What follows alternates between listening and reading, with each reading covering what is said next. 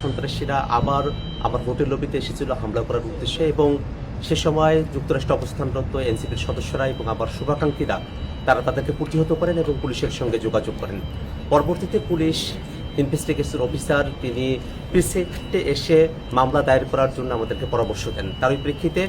আমি এয়ারপোর্টের খুব কাছের যে থানা পুলিশের রয়েছে সেখানে এসেছি এবং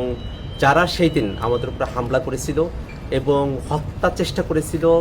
ডেথ থ্রেট দিয়েছিল, তাদের ব্যাপারে আমরা এখানে মামলা দায়ের করেছি এবং একই সাথে ইউএস পুলিশকে আমরা এই বিষয়টা অবহিত করেছি যে যারা এই ঘটনাগুলো যুক্তরাষ্ট্রে ঘটাচ্ছেন তারা বাংলাদেশে নিষিদ্ধ এমন একটি সংগঠনের সঙ্গে জড়িত, যারা গত বছর বাংলাদেশে গণহত্যা চালিয়েছেন, মানবতা বিরোধী অপরাধ চালিয়েছেন এবং ইউএনের যে রিপোর্ট সে ব্যাপারে আমরা তাদেরকে অবহিত করেছি।